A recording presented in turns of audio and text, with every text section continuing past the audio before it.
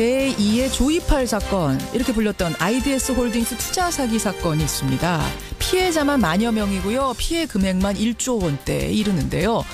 어제 이 IDS 홀딩스 대표에게 대법원 판결이 났습니다. 징역 15년형. 그 밑에서 투자자를 모았던 지점장 15명은 무죄. 피해자들은 기가 막히고 코가 막히는 일이다 라고 말을 합니다. 도대체 무슨 사연인지 잠시 후 직접 만나보죠. 오늘의 코너죠. 탐정 손수호에서는요. 7, 80년대 불황인들을 강제 수용해서 비인간적인 처우로 문제를 일으켰던 형제복지원 사건, 여러분 기억하시나요? 아마 좀 가물가물하실 겁니다. 최근에 인권위가 나서서 형제복지원 특별법 제정을 촉구한다, 이렇게 얘기를 했죠. 이 사건 다시 한번 되돌아보고 아직도 해결되지 않은 문제는 뭔지 짚어보겠습니다. 오늘 화제 인터뷰에서는 정말로 어제 오후 인터넷상에서 최고 화제, 최고로 댓글이 많이 달렸던 사건의 주인공들을 만나보려고 하는데요. 중학생들이에요. 중학생들. 이 한파 속에 길거리에 쓰러져 있는 어르신을 등굣길에 있던 중학생 남학생 3명이 따뜻하게 보살피고 패딩도 벗어다 드리고 업어서 집까지 모셔다 드린, 이런 일이 있었습니다. 국회의원 표창까지 받게 됐다는데 이 예쁜 중학생들 잠시 후에 만나보죠. 50원의 단문 100원의 장문 유료 문자 샵 1212 카톡 레인보우까지 열어놓고 출발합니다. 이라고 불리면서 화제가 됐던 IDS 홀딩스 투자 사기 사건. 투자자 수가 총 만여 명에 달하고요. 피해 금액만 해도 1조 960억 원에 달하는 큰 규모의 사기 사건이었는데요.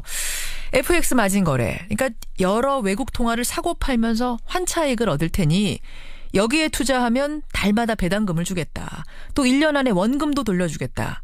이런 말로 투자자들을 속인 겁니다.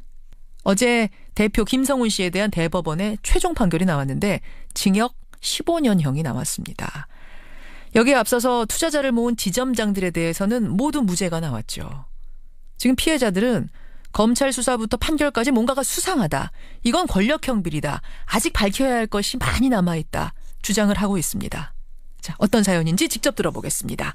IDS 홀딩스 피해자 가운데 한 분이세요. 익명으로 연결을 해보죠. 나와 계십니까? 안녕하세요. 네, 안녕하세요.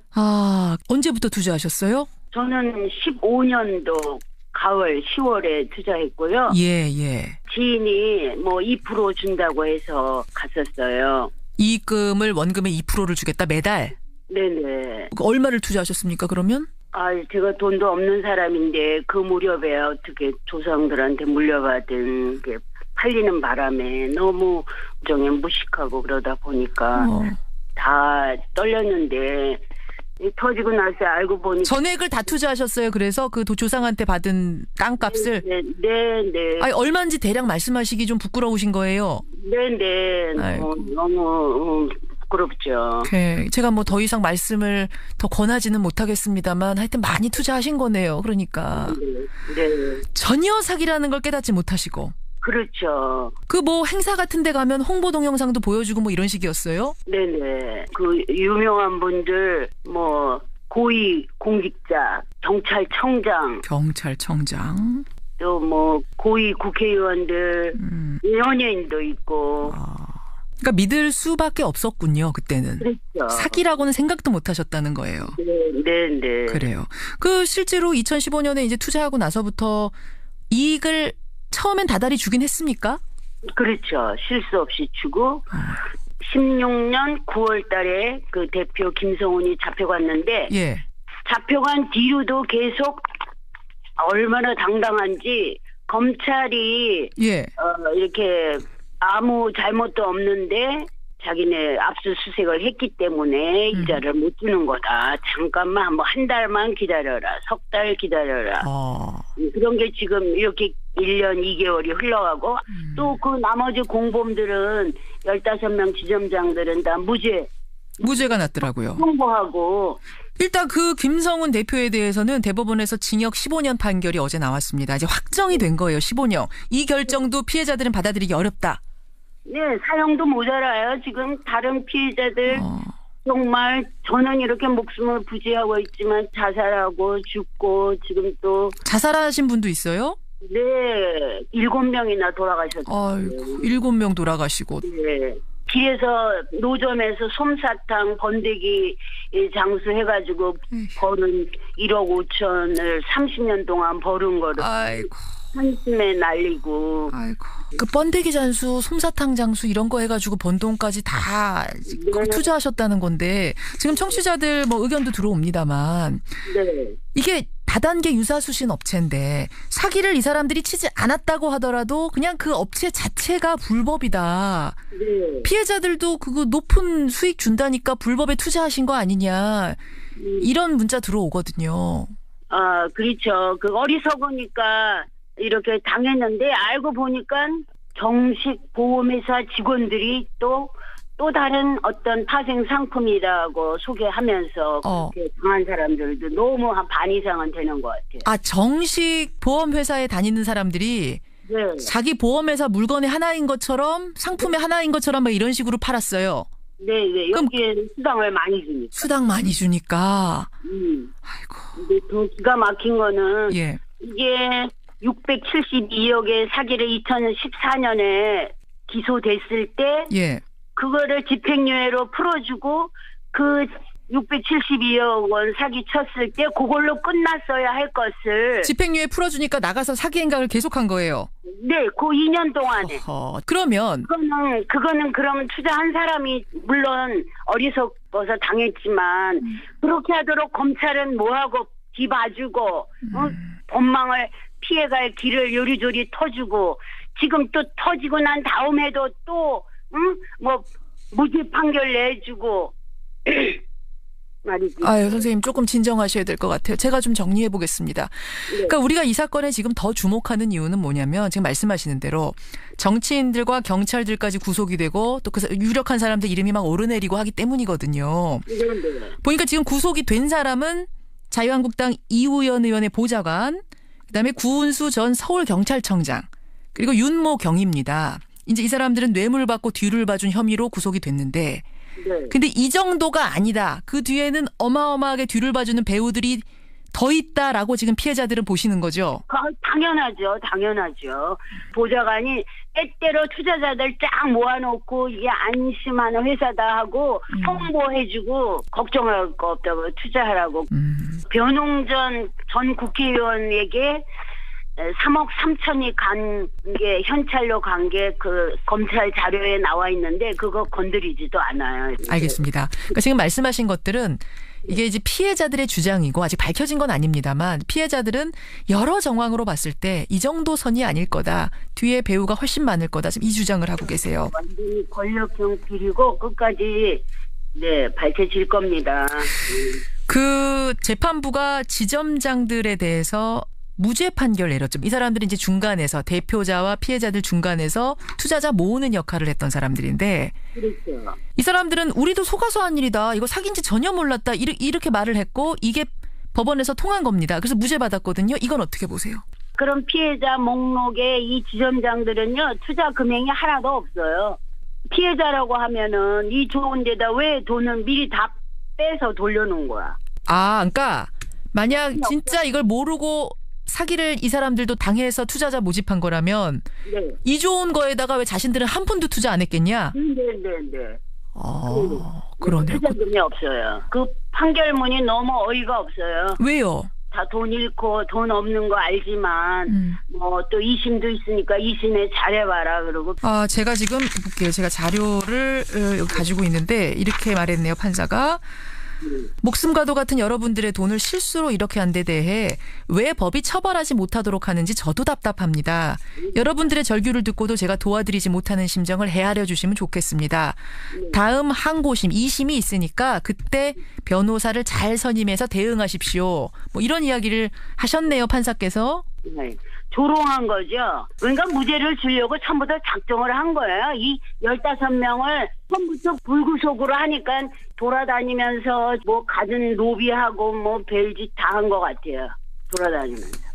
예, 그럼 피해자들은 지금 뭐 수사도 못마땅하고 법원의 판결도 못마땅하고 피해자들이 바라는 점 마지막으로 어떤 거 바라세요? 정의로운 판결 진실이 밝혀지기를 간절히 기도하고 또 밝혀질 때까지 싸울 거예요. 목숨 걸고 싸울 거예요. 목숨 걸고 싸울 거예요. 네. 제2의 조이팔 사건이라고 불리는 이 사건, 이렇게 많은 의문점들을 남긴 채 그냥 15년형, 나머지는 무죄, 이렇게 끝날 상황은 아닌 것 같네요. 듣고 보니까. 아니죠. 절대 아니죠. 예, 여기까지 말씀 듣겠습니다. 고맙습니다. 감사합니다. 예, 제가 요즘 사기 사건 피해자들 인터뷰를 자주 하게 되네요. 이게 경기가 수년째 안 풀리면서 이런 사기에 더 많이 휘말리는 건 아닌가 싶어서 마음이 안 좋습니다. IDS 홀딩스 투자 사기 사건의 피해자 한 분 익명으로 만났습니다.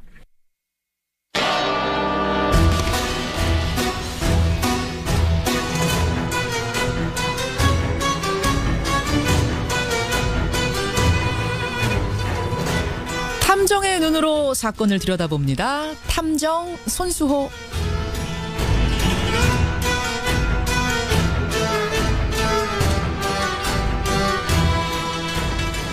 요사이 관심을 모으고 있는 사건을 보다 자세히 들여다보는 시간이죠. 탐정 손수호. 오늘도 손수호 변호사 나오셨습니다. 어서 오십시오. 네, 안녕하세요. 제가 요즘 내복 착용 캠페인 하고 있거든요. 네. 입으셨어요? 굳이 저한테 하실 필요가 없는 게 네. 저는 늦가을부터 항상 있습니다. 늦가을부터? 네. 왜 그렇게 서둘러서 착용을 하세요? 입으면 좋아요. 네. 좋아. 이분은 저 내복 입기 캠페인 홍보대사 하셔도 괜찮거든요. 그럼요. 예, 저는 어릴 때부터 입었습니다. 그래. 네. 아주 현명합니다. 네. 환경 생각하는 분들은 여러분 내복 간단한 거든 뭐 아래 위 하나 정도라도. 김현정 PD는 입었습니까? 저는 오늘은 안 입었어요. 오늘은 좀 풀린 것 같아서. 근데 추운 날은 꼭 입습니다. 어제까지. 입으세요. 벗지 마세요. 네, 봄까지 벗지 마십시오. 네. 예, 내복 입기 캠페인 잠깐 하고 넘어갔고요. 오늘 사건도 좀 심각한 거 가지고 오셨다면서요. 네, 그렇습니다. 형제복지원 사건인데요. 예. 많은 분들이 들어보셨을 겁니다. 들어봤죠. 7, 80년대 이제 불황인들을 강제로 수용했던 시설. 그래서 그 사람들을 불법적으로 노동도 시키고 비인간적인 처우를 해서 우리 사회를 떠들썩하게 했던 곳. 네. 근데 왜 갑자기 그걸 골라오셨어요? 며칠 전에요. 국가인권위원회가 중요한 결정을 하나 합니다. 이 형제복지원 사건의 진상규명 그리고 피해자의 명예회복을 위한 조치가 아직까지 미흡하다. 예. 그러니 그렇게 할 수 있는 법률을 제정해달라라고 하는 의견을 국회의장에게 전달하기로 결정을 한 건데요. 그래요? 그뿐만이 아닙니다. 외교부 장관 그리고 법무부 장관에게도 이 강제실종 보호 협약이 있는데 이 협약에 비중 가입하라는 권고를 하기로 다시 의결했습니다. 이게 도대체 형제복지원 사건이 어떤 상황이고 지금 어떻게 흘러가고 있기에 지금 이 시점에 국가인권위원회까지 다시 나서야 했는지 오늘 살펴보려고 합니다. 70년대, 80년대의 것을 지금 다시 꺼내야 할 정도로 진상규명도 제대로 안 되고 피해자 구제도 제대로 안 됐다. 이런 얘기가 되는 거네요. 돌려보면. 그렇습니다. 이 형제복지원 사건이 어떤 사건인지를 간단히 좀 말씀드리고 해야겠는데요. 기억을 좀 되살려보죠. 네, 75년부터 87년까지 부산에 있었던 불황인 수용소입니다. 뭐 거린이나 앵벌이, 껌파리, 구두닦이 등을 이제 불황인이라고 하면서 이제 보호시설도 아닌 그 수용소에 가둔 건데요. 지금으로서는 도저히 상상도 할 수 없는 일이잖아요. 그렇습니다. 구두 닦는데 그게 왜? 껌을 파는데 왜? 이런 그렇죠. 거죠. 당시가 이제 박정희 정권 말기인 1975년이죠. 그리고 이게 국회가 제정한 법률도 아니고요. 이제 고작 훈령이 법적인 근거였어요. 어떤 훈령이었어요? 내무부 훈령 410호인데요. 제목이 이렇습니다. 불황아의 신고 단속 수용 보호와 귀향 및 사후 관리에 관한 업무 지침인데요. 여기에 근거해서 부산시와 이 형제복지원이 계약을 체결합니다. 불황인 수용 보호 위탁 계약인데요. 이 계약에 따라서 부산에 있던 경찰 공무원들이 불황인을 단속해서 형제복지원에 보낸 거고요. 자기들이 그냥 판단해서 불황인이다 싶으면 다 보낸 거예요. 그렇습니다. 그래서 형제복지원에 감금 수용하기 시작한 거죠. 그 후에 86 아시안게임 또 88 올림픽을 앞두고 정부가 대대적으로 불황인 단속에 나서면서 이 형제복지원 수용 인원이 계속 증가하게 되는데요. 그러다가 어떻게 탄로가 났어요? 이 만행들이? 87년 1월입니다. 한 현직 검사가 우연히 산 중턱의 작업장에서 구타를 당하고 있는 수용자들을 목격합니다. 그러면서 수사가 시작되는데요. 2달 후에 이 형제복지원 직원이 원생 1명을 구타에 숨지게 만들었고 참다 못한 35명이 탈출합니다. 이 탈출에 성공한 원생들의 이야기를 통해서 형제복지원의 실상이 드러나기 시작했고 결국은 복지원이 폐쇄됐죠. 그렇죠. 이제 기억나시죠? 그럼 좀 살아나시죠? 형제복지원에 대한 기억. 그러니까 이런 시설이 운영됐다는 것 자체도 이해가 안 되는데 그나마도 아주 비정상적, 비인간적으로 운영이 됐던 거예요. 명목은 불황인 선도니까 뭐 나쁜 건 아니겠죠. 하지만 현실적으로 당시에 굉장히 이상하게 운영됐습니다. 우선 끌려간 사람들이요. 네. 기차역 대합실에서 TV를 보고 있다가 끌려간 사람도 있었고 네, 예. 또 시장에서 음식 먹다가 끌려간 사람도 있었습니다. 영문도 모르고. 불법 감금이죠. 그렇죠. 심지어 저녁에 집 밖에서 동네에서 뛰어놀던 아이들까지 잡혀갔습니다. 아니 저녁에 뛰어놀고 있는 놀이터에서 뛰어노는 애들을 왜 잡아가요? 증언에 따르면요. 예. 당시에 이제 그 시대적으로 볼 때 전화기가 집에 없던 사람들이 많았죠. 그렇죠. 그러다 보니까 아이들이 집 밖에서 놀면서도 자기 집 전화번호를 몰라요. 예, 너 지금 이 시간까지 놀고 있는데 집 전화가 뭐야? 이런데 네. 몰라요. 이러면? 그리고 집 주소도 잘 모르는 경우도 있었다고 합니다. 그럴 수 있죠, 아이니까. 그런 경우에 집 없는 아이라고 하면서 다 잡아갔다는 거죠. 아, 너 집이 없구나 이러면서 수용소로 보내요. 네, 왜 이렇게 무리하게 멀쩡한 사람까지 끌고 갔을까? 이유는 바로 돈이었습니다. 돈이요. 네, 일단 불황인인지 여부 관계없이 형제복지원에 수용만 시키면 예. 국가에서 인원수대로 지원금이 지급됐다는 건데요. 일부 증언에 따르면 당시 형제복지원에 불황인이 아닌 일반인이 무려 98%였다. 라는 내용도 있습니다. 98%가 그냥 평범한 일반인이었다라는 네, 증언. 형제복지원은 이제 수용 인원이 계속 늘어났기 때문에요. 예. 해마다 20억 원 가량의 국고 지원을 받았다고 합니다. 그 당시 돈으로. 그렇습니다. 단순히 수용만 된 게 아니고요. 강제 노역을 시켰고요. 또 당시 원장이었던 박인근 자기 땅에 운전교습소를 만든다면서 강제 노역을 시켰고요. 또 원생들을 축사에 감금하고 하루 10시간의 중노동을 시켰다고 하는데 못 견디고 탈출하려고 당연히 했겠죠. 네, 이런 경우에 굶기고 때리고 심지어 살해한 후에 안매장까지 맞아요. 했습니다. 기억납니다. 이게 12년 동안 운영하면서요. 지금까지 확인된 사망자가 무려 551명입니다. 여러분 확인된 사망자만 무려 551명. 더 충격적이고 용서할 수 없는 일이 있죠. 그중에 일부, 이제 시신의 일부는 의과대학의 해부학 실습용으로 팔았고요. 300에서 500만 원 받고 팔았다고 합니다. 세상에. 구타당하다 숨진 사람은 아예 팔아버려요. 시신을. 그렇죠. 정말 말도 안 되는 끔찍한 일들이 벌어졌네요. 그런데 형제복지원 문제 알려지고 87년에 문을 닫았잖아요. 네. 30년 지났는데 인권위가 다시 법률 제정을 권고했던 거는 어떤 이유 때문입니까? 첫 번째 이유. 예. 지금까지 알려진 게 전부가 아닙니다. 지금까지 말씀하신 것도 끔찍한데 그게 전부가 아니에요. 그렇습니다. 당시에 형제복지원에 최대 3,000명이 넘는 사람이 수용됐는데요. 예. 이 원장이 헌병 부사관, 예전에 하사관이죠. 그리고 하사관 출신입니다. 그래서 군대처럼 조직을 나눕니다. 중대, 소대 나누고요. 또 중대장, 소대장, 총무, 조장, 소대원 이렇게 상명하복 방식으로 이제 관리를 하기 시작하는데 특히나 이제 그 아동이 많았어요. 청소년과. 그래서 아동 소대, 청소년 소대는 여러 개가 있었다고 합니다. 군기를 잡는다면서 매일 구타했고요. 아이들 때리고. 그렇습니다. 그리고 굉장히 열악했습니다. 팬티와 러닝셔츠 그리고 운동복 한 벌 고무신이 지급된 게 전부고요. 겨울에도 다른 옷이 없었다고 해요. 그리고 그렇기 때문에 이제 겨울에는요. 예. 원생들이 손발 동상으로 고생을 했죠. 당연히 그랬겠네요. 식사도 문제였습니다. 꽁보리밥에 반찬은 썩은 듯한 냄새가 났고 또 소금 뿌린 깍두기뿐이었다라고 합니다. 심지어 한 피해자는요. 예. 동료 수용자가 잠자는 매트리스 밑에서 쥐의 새끼를 발견하고 참 이게 보약이라면서 산채로 먹기도 했다. 쥐새끼를? 네, 이게 얼마나 이게 열악한 환경이었으면 그랬을까 싶기도 하고요. 또 탈출을 시도하다가 실패하면은요. 예. 잡히면 구타를 심하게 당했고 그리고 또 실제로 탈출해서 며칠 동안 밖에 있어도 어떻게든 잡았다고 합니다. 예. 또 심장병을 앓는 그런 그 수용자의 경우에도 약은 감기약만 처방했다. 어디가 아프든 주는 약은 그냥 감기약이에요. 굉장히 열악했던 거죠. 정말 열악해. 생각하고 상상하는 것보다 훨씬 더 열악했네요. 형제복지원. 이게 굶기고 구타하는 게 전부가 아니었어요. 특히나 여성 수용자들에 대한 성적 학대도 빈번했는데요. 성적 학대. 그렇습니다. 굉장히 좀 성적 학대까지 빈번하게 있었고 또 아까 사망자 숫자가 12년 동안 551명이라고 했죠. 예. 그런데 하지만 피해자들은요. 이보다 훨씬 더 많은 사람들이 죽었을 것이라고 생각을 하고 있습니다. 그래요. 네. 또 하나 이 강제 수용하는 과정에서요. 이게 부산 지역의 구청 직원이나 경찰들이 서류까지 조작하면서 적극 개입했다라는 정황이 드러났는데요. 이제 불황인을 형제복지원으로 보내면 고가 점수가 쌓여요. 고가 점수가. 네, 그래서 승진에 도움이 됐기 때문이라고 합니다. 그러니까 한 명 잡아갈 때마다 나라에서 지원금도 주고 잡아간 사람한테는 고가 점수도 주고 이러니까 점점 인원은 늘어나는 거네요. 지금도 부산진경찰서 앞에서는요. 예. 왜 나를 3번이나 잡아갔냐. 사과받고 싶다라고 하면서 1인 시위를 하는 피해자가 있습니다. 그러니까 30년이 지난 지금도 진상규명해야 된다는 소리가 나오는 이유가 있었군요. 그렇습니다. 두 번째 이유. 예. 처벌이 제대로 이루어지지 않았습니다. 그나마 밝혀진 것에 대한 처벌도 제대로 안 이루어졌어요. 그렇습니다. 당시에 그 원장이었던 박인근, 예. 전두환 당시 대통령으로부터 훈장을 2차례나 받고요. 그뿐만 아닙니다. 전국 불황인 복지시설 연합회 회장 또 민주평화통일자문회의 자문위원도 지냈는데 예.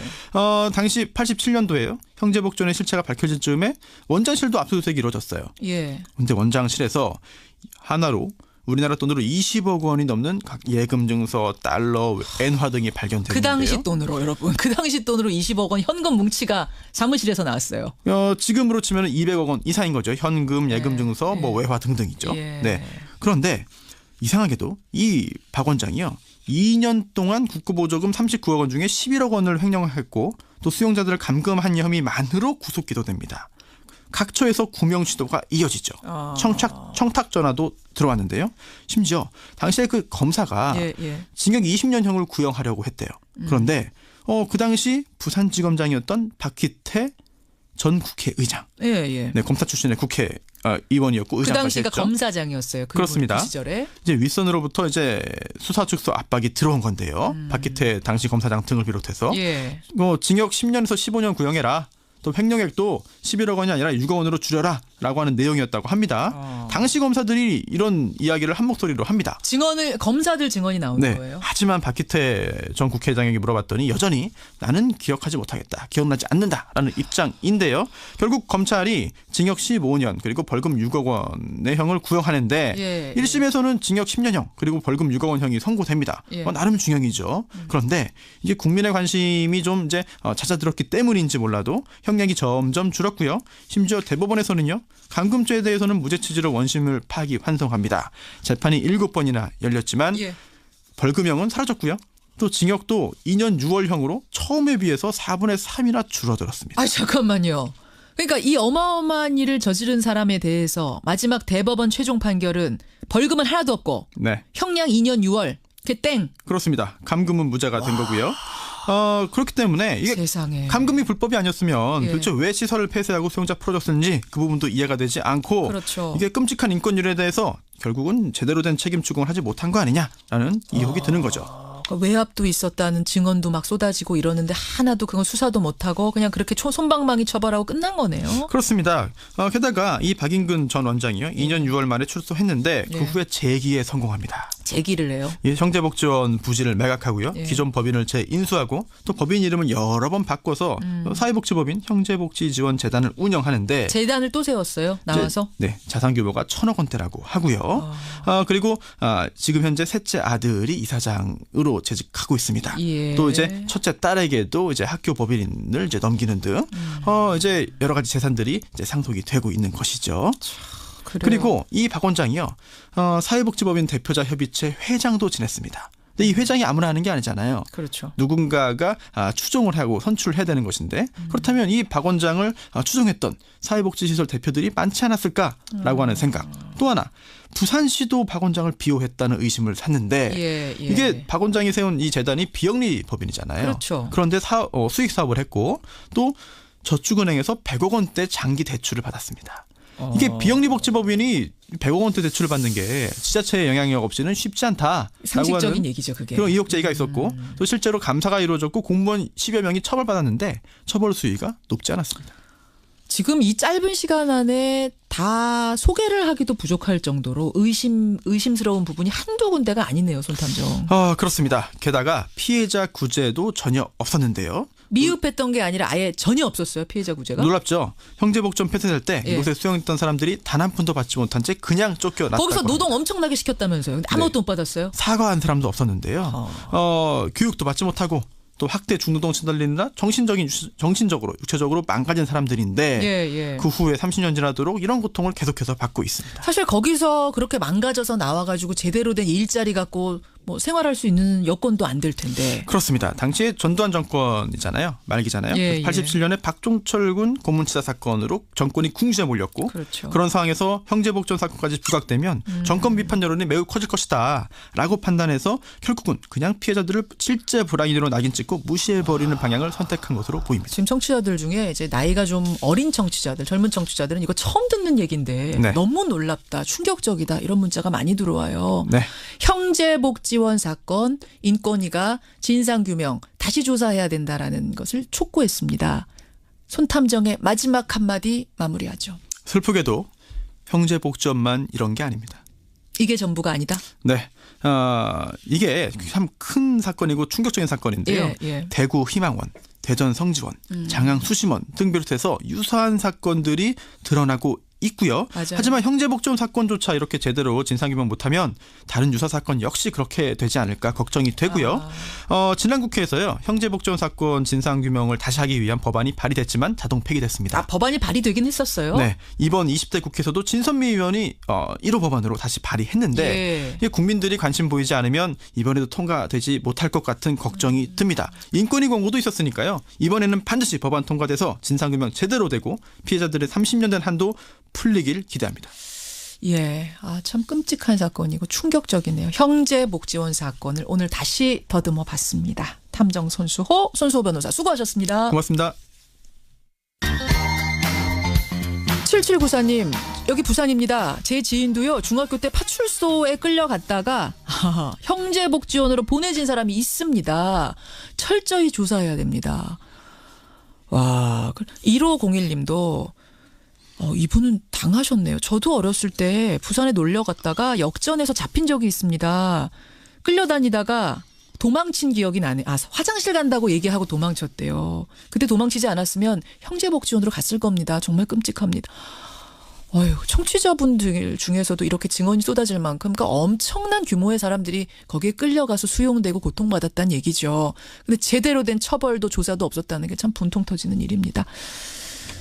그런가 하면 IDS 홀딩스 피해자의 인터뷰 들으시고는 사기는 답이 없습니다. 은행보다 수익 높다 하면 무조건 의심해야 된다. 이승철 님이 따끔한 한마디 주셨어요. 남경필 지사의 광역 서울도 주장에 대해서는 찬반이 다양하게 들어오는데 경기도 분들 의견 주십시오 했더니 5382님 가평 사는데요. 경기도 외곽 지역 생각은 한 아이디어인지 모르겠습니다. 이 말씀은 그러니까 서울로 다 통합해버리면 경기 북부는 더 소외될 거다. 이런 문자들을 김성진님 용인 시민입니다. 분란만 일어나는 거 아닐지 좀 걱정됩니다. 이런 문자들 들어오네요. 현실성이 부족하지 않냐는 문자가 대체적으로는 많은데 남경필 지사는 가능하다. 한번 토의는 해보자. 이런 제안. 예. 아까 제가 길거리에서 할아버지 쓰러져 계신 분한테 패딩 벗어드리고 집까지 모셔다 드린 정말 기특한 중학생 얘기 조금 이따 인터뷰 나온다고 말씀드렸더니 벌써 칭찬이 쏟아져요. 권현철 선임 기자 어서 오십시오. 네, 안녕하십니까. 이 중학생들 어제 미담 들으셨죠? 네. 굉장한 화제였잖아요. 네. 와, 그러고 보면 우리 길거리에 누구 쓰러져 계시고 이래도 실은 그냥 술 취해서 그렇게 일어나겠지 이러고 지나가는 경우 많은데. 그래도 신고하는 분들도 많고요. 아직은 온정이 많이 남아 있습니다. 참 이 아이들은 이 추운 날 패딩까지 벗어서 드렸다는 겁니다. 네. 모셔다 드리고 잠시 후에 인터뷰 듣고 가세요. Y뉴스 뭐 가지고 오셨습니까? 오늘은 두 검사와 관련된 얘기입니다. 예. 한 검사는 서울 남부지검에 근무하다가 지난해 사망한 김홍영 검사 얘기고 또 한 검사는 박근혜 정부 국정원에서 법률보좌관으로 재직했던 서울고검 변창훈 검사입니다. 김홍영 검사, 변창훈 검사. 예. 김 검사는 2년차 초임 검사였고 예. 변 검사는 20년 이상 재직한 검사장 승진을 앞둔 고참 검사였죠. 김 검사는 지난해 5월 19일 사망했고 변 검사는 지난 11월 6일 사망을 했습니다. 두 검사가 스스로 생을 마감했다는 점에서는 동일하지만 사망한 뒤에 검찰 내 반응은 정반대였습니다. 그래서 왜 이렇게 검찰 내 반응이 정반대였는지 그걸 다뤄볼까 합니다. 검찰 내 반응이 정말 정반대였어요? 어떤 식으로요?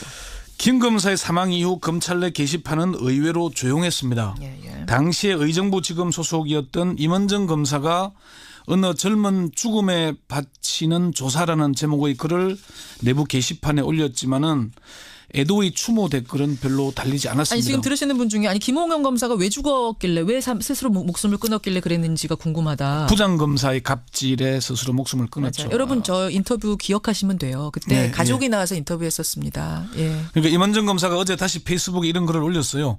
김홍영 검사님의 황망한 소식을 접하고 그 흠앙한 죽음이 애달파 2016년 5월 19일 어느 젊은 죽음에 바치는 조사란 글을 내부 게시판에 올렸다. 제 글에 댓글을 달면 위험해진다는 것이 널리 알려진 사실이라 댓글이 그리 안 달렸다 이런 글을 올렸어요. 반면 병 검사가 사망한 뒤에 두 검사가 추모의 글을 올렸고 그 글에는 댓글이 비교도 안 될 정도로 달렸고 조회수도 폭발적이었다고 합니다. 검찰 내부에서. 그래요. 검찰 내 반응이 너무나 대조적이었다는 거죠. 그래요. 정말로 그렇게 대조적이었습니까? 이런 사실이 사실은 갑자기 왜 얘기하냐면은 검사 출신의 이현주 변호사가 페이스북에 자세하게 공개를 어제 했습니다. 이 변호사는 최근 들어 검찰에 있었던 직접 경험했거나 들은 얘기들을 페이스북에 연재를 하고 있는데요.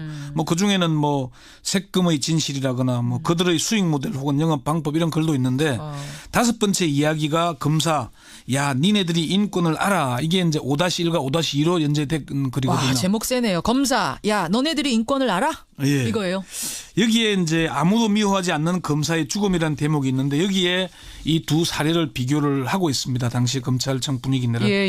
그러니까 이게 한쪽 변 검사 사망 이후에는 검찰청장들이 예정된 체육 행사 등도 취소하고 추도 분위기를 몰아갔는데. 그러니까 20년 차 변 검사도 역시 수사 압박 이런 거 못 견뎌서 스스로 목숨을 끊는 거죠. 그렇죠. 변 검사는 사법 방해를 한 혐의의 피의자, 그러니까 범죄 혐의가 있는 검사로 수사를 받고 있었고 이제 영장 심사가 예정된 상태였고요. 예. 여기에 김 검사는 부장 검사의 지시 압박을 이제 하도 뭐 업무 스트레스로 스스로 목숨을 끊은 케이스. 두 사람 다 스트레스는 맞지만 그 스트레스가 달랐던 거예요. 스트레스도 달랐고 검찰청 내의 반응이 너무나 달랐다는 거죠. 자, 그럼 왜 그렇게 검찰 내 반응이 정반대였을까요? 우선은 뭐 아무래도 2년차 초임 검사 20년 넘는 검사의 경력 차이를 무시할 수는 없겠죠. 예. 변 검사의 경우는 20년 넘게 검사 생활을 했으니까 근무 2년만으로도 전국의 많은 검사들을 알 겁니다. 일단 아는 사람이 많다. 이건 뭐 기본적인 거고요. 두 번째 이유는요. 두 번째는 두 검사의 죽음을 바라보는 시각이 너무 다르기 때문입니다. 두 검사를 바라보는 검사들의 시각이? 예. 김 검사의 죽음은 업무 스트레스를 견디지 못한 초임 검사의 나약한 결정이라고 보는 반면에 아니 상사가 그거 그렇게 시킨다고 그걸 갑질이라고 못 견디고 스스로 목숨을 끊어? 너무 나약한 거 아니야? 이런 의식들이 깔려있다. 검사가 그것도 못 견디고. 검사가. 예. 변 검사의 죽음은 아까 말씀하신 대로 수사에 대한 압박을 견디지 못한 억울한 죽음으로 보는 보기 때문이라는 거죠. 억울한 죽음으로 본다. 근데 실제로는 변 검사의 경우는 검찰 수사를 방해한 그걸로 수사를 받고 있었던 거잖아요. 피의자 신분이었잖아요. 국정원에 파견돼서 그 엉터리 사무실을 만들고 엉터리 서류를 그렇죠. 꾸며놓고 검사들을 그리로 데려가서 수사를 못하도록 사실 방해한 거잖아요. 예. 김 검사는 검찰 내 갑질의 희생자라는 점에서 오히려 훨씬 더 억울하죠. 억울한 걸로 치자면 초임 김 검사가 더 억울한 건데. 그런데 검찰 내부의 주된 분위기는 달랐다는 거죠. 한 중견 검사는 김 검사의 사건의 경우 그 김 검사의 갑질을 한 부장 검사에게 감정이입을 하면서 변 검사 사건은 변 검사에게 감정이입을 하는 모순적인 형태를 보였다라고 얘기를 하더라고요. 그러니까 김 검사보다 징계를 받아 해임된 부장 검사가 억울하다고 인식하는 경우가 많은 반면에 변 검사는 사법방해 혐의, 범죄 혐의에도 불구하고 변 검사가 억울하다고 인지하는 경우가 그랬다는 거죠. 그래요. 세 번째는 좀 구체적인 얘기지만 시키는 대로 하는 검사와 시키는 대로 하지 않은 검사에 대한 반응의 차이라는 겁니다. 무슨 말씀이세요? 변 검사는 시키는 대로 위조 사무실을 만들고 위조 서류를 만들고 했잖아요. 시킨 대로 했다 이거죠. 그러니까 거기에는 많은 검사들이 아니 위에서 시키는 대로 안 할 수 있냐 뭐 이런 식의 동병상련을 가지는 반면에 아래 검사는 아니 검사가 된 놈이 그것도 못 견디냐는 이런 식의 반응이라는 그러니까 변 검사는 뭐 나쁜 일 결과적으로는 했지만 그거 시켜서 한 거야. 어쩔 수 없었던 거야 라는 것에 감정이입을 한다는 얘기군요. 네. 그렇죠. 이게 좀 확실히 차이가 있는 것이고 세 번째 좀 구체적인 이 얘기고 김 검사의 죽음을 애도할 경우에는 앞으로 후배 검사들을 지도하기에 좀 어려움이 생기지 않겠습니까? 그런 것도 작용했지 않겠냐. 네 번째는 김 검사를 애도하려면은 남부지검의 지휘 라인을 비판해야 되는데 그러기 위해서는 눈치가 보이기 때문이라는 거죠. 그 당시 지휘 라인 문책은 제대로 됐어요? 제대로 안 됐죠. 부장검사는 뭐 서울고검으로 징계성 인사조치를 당했다가 해임됐으니까 이제 제대로 처리가 된 거고요. 예. 그러니까 직속 검사, 부장검사. 예. 검사장은 우병우 라인으로 불리면서 자천성 인사를 당하니까 스스로 사표를 냈는데 이 일로 인해서는 징계 처분을 별도로 받지 않았고요. 그래요. 차장검사는 오히려 정권이 교체된 뒤에 지난번 얼마 전에 있었던 인사에서 동기들 중에 선두주자로 검사장에 승진해서 법무부 요직으로 갔습니다. 아니 그럴 수도 있어요. 이건 좀 다른 사건과 비교해서 형평성 안 맞는 거 아닙니까? 잘 좀 안 맞죠. 그 얼마 전에 있었던 서울 동부지검의 피의자와 성관계 검사 기억나시죠? 기억나요. 전모 검사. 예. 이때 검사장이 사표를 냈고 차장 검사는 고검으로 좌천됐다가 선두그룹이었는데 승진 못하고 결국 나갔거든요. 그리고 과거에 서울중앙지검에서 조폭 부두목을 때려서 숨지게 한 사건이 있었습니다. 그때는 법무부 장관과 검찰총장이 옷을 벗었고 맞아요. 검사장 좌천됐고 차장은 결국 선두그룹이었는데 승진 못했는데 이번 케이스에 대해서 검찰 내에서 좀 반응들이 비판의 여론이 많습니다. 그런 경우에는 관리의 책임이 분명히 있는데 어떻게 그렇게 될 수 있느냐는 비판의 글이 많습니다. 그래요. 권영철 선임 기자의 마무리. 이게 검찰의 문화의 문제입니다. 검찰의 문화. 그렇게 피의자는 온정적으로 바라보면서 피해를 당한 후배 검사에 대해서는 다들 눈치를 보면서 애도조차도 제대로 하지 않는 분위기.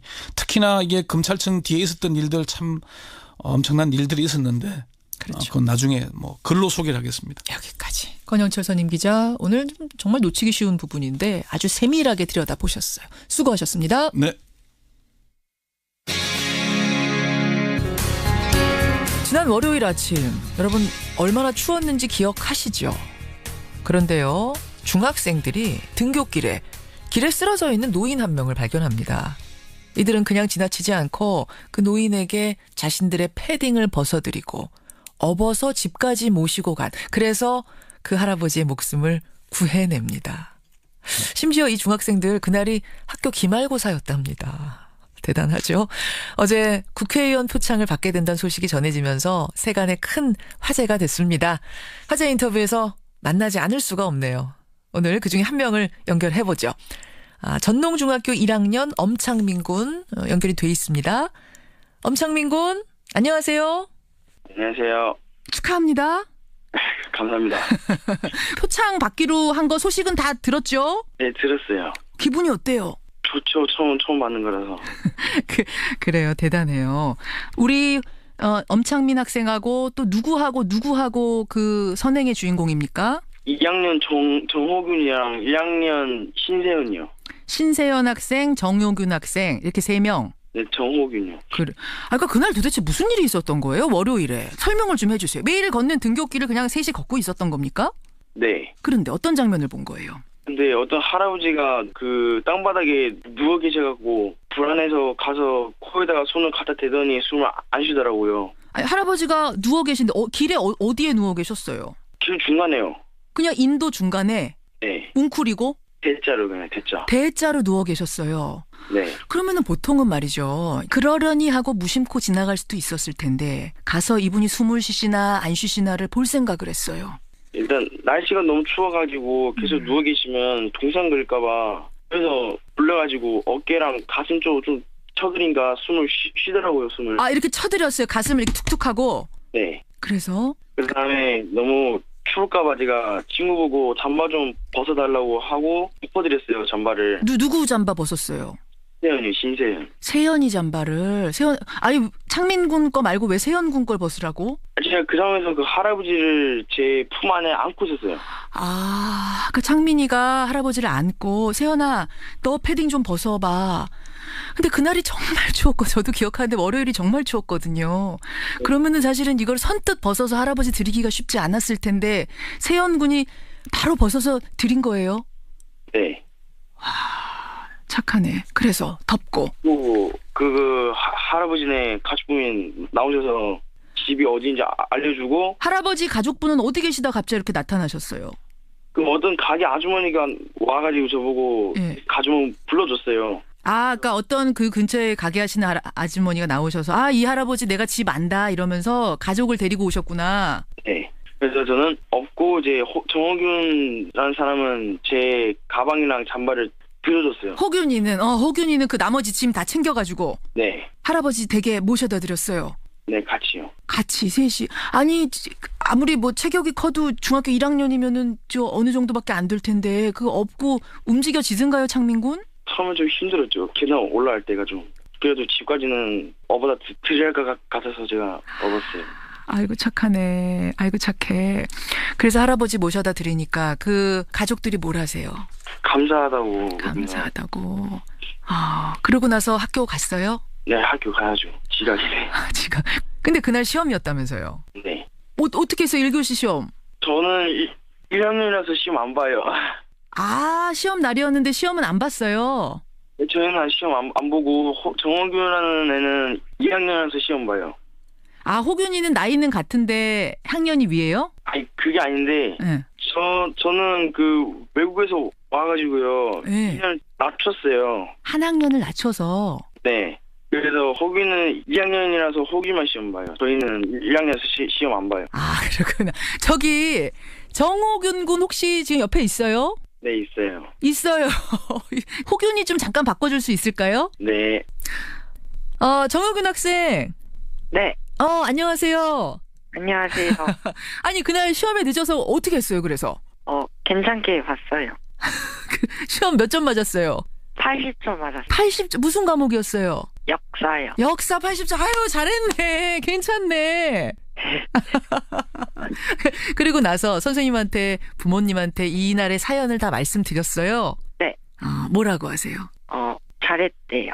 잘했다고. 그냥 잘했다 이렇게만 하세요? 네. 아니 부모님들이 자랑스러워하지 않으세요? 좀 그러신 것 같아요. 아니 뭐라 구체적으로 우리 호균이 잘했다. 호균은 어쩌고 저쩌고 말씀 안 하세요? 네, 그냥 잘했다고만 해주셨어요. 잘했다고만. 반찬을 좀 더 푸짐하게 해주시거나 이런 변화 없어요? 네. 단답형으로 얘기하는 것도 어찌나 귀여운지 모르겠습니다. 우리 중학교 2학년 정호균 군. 근데 그날 굉장히 추웠잖아, 호균아. 네. 힘들진 않았어요. 어떻게 그렇게 할 생각을 했어요?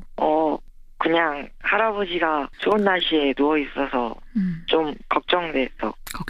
근데 거기 지금 어른들도 많이 지나다니고 그럴 시간이었는데 어른들은 아무것도 안 하시던가요? 네, 그냥 쳐다만 보시고 그냥 지나갔어요. 그 어른들 보면서 무슨 생각 들었어요? 그냥 쳐다만 보고 지나가는 어른들 보면서. 왜 안 도와주나 그런 생각했어요. 이상하다. 어른들이 저렇게 많이 지나가는데 왜 어른들은 아무도 저 할아버지 신경 쓰는 사람이 없지? 왜 무심코 다 지나가지? 참 이상했어요. 네, 이상했어요. 그래요. 제가 이 말 듣는데 갑자기 뒤통수를 한 대 딱 맞는 느낌입니다. 그래요. 그러니까 길거리에서 노숙인이든 또 술 취해서 앉아 계시는 분이든 이런 분들 사실 보거든요. 전 저 사람들 저러다 집에 그냥 찾아가겠지. 아니면은 그냥 저렇게 원래 사는 노숙인이겠지 하고는 우리는 무심코 지나갔던 적이 있는 것 같아요. 근데 아이들 눈에는, 학생들 눈에는 저 사람은 도움이 필요한 사람 같은데 왜 어른들은 그냥 지나가지? 라는 생각을 한 거죠. 네. 잘했어요. 감사합니다. 꿈이 뭐예요? 아직 정하지 못했어요. 어떤 꿈을 꾸든 다 잘 될 것 같아요. 네, 잘 될 것 같습니다. 이런 맑은 마음을 갖고 있는 학생이 잘 안 될 수가 없죠. 그 꿈 응원하고요. 아주 잘했습니다, 호균 군. 네. 예, 창민 군 끝으로 바꿔줄까요? 네. 예. 여보세요? 창민 군. 네. 창민 군은 꿈이 뭐예요? 저요? 가수요. 가수. 와, 아이돌 가수 이런 거. 네. 와, 그럼 나중에 저 TV에서 볼 수 있는 거예요? 네. 그래요. 멋진 그 스타의 모습으로 TV에서 볼 수 있길 바라고 정말 잘했습니다. 알겠습니다. 예, 어른들 대표해서 제가 칭찬해 드릴게요. 감사합니다. 앞으로도 이렇게 밝게 선하게 커주세요. 네. 그래요. 귀엽죠. 예, 중학교 1학년, 2학년 학생들입니다. 전농중학교 엄창민 군, 정호균 군 만났고요. 오늘 이 자리에 같이 있진 못했지만 패딩을 벗어준 신세연 군, 이 세 학생들 칭찬 듬뿍 보냅니다.